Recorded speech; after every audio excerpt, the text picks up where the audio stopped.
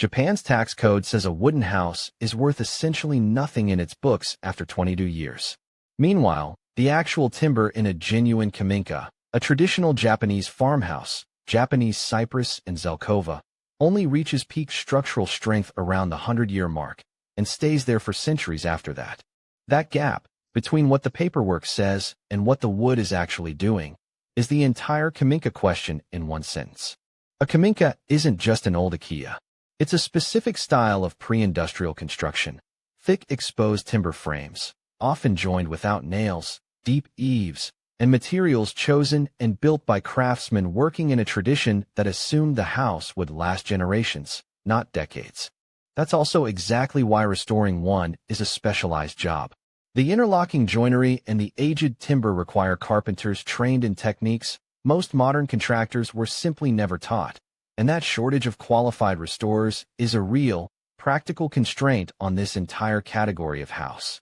A full Kominka restoration commonly runs 275 to 500,000 yen per square meter, and on an old, large farmhouse, that adds up fast. This is the same lesson this channel repeats for every Akiya, just at a higher intensity. The purchase price is almost never the number that matters. What matters is the restoration budget, and for a Kominka specifically, that number is usually larger than it would be for a more conventional old house, precisely because doing it properly requires specialists, not general contractors.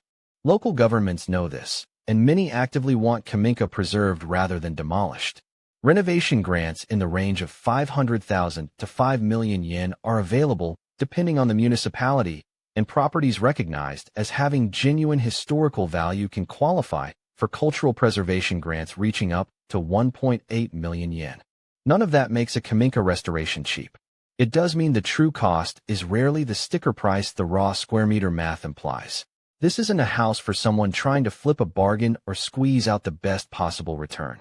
It's a house for someone who wants to actually live inside a piece of pre-industrial Japanese carpentry, exposed beams and all, and is willing to pay what that specific experience costs.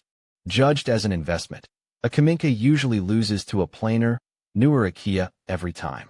Judged as the reason you wanted an old Japanese house in the first place, it's often the only one that actually delivers it. Here's the honest version.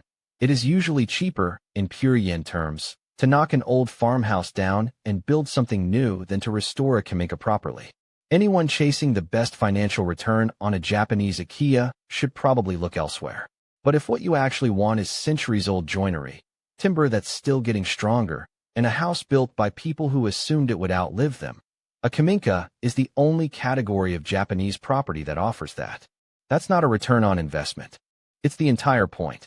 If this made Japan's empty house market a little clearer, subscribe to Akiya Handbook, the channel that explains how Japan's cheap houses actually work, honestly, and without selling you anything.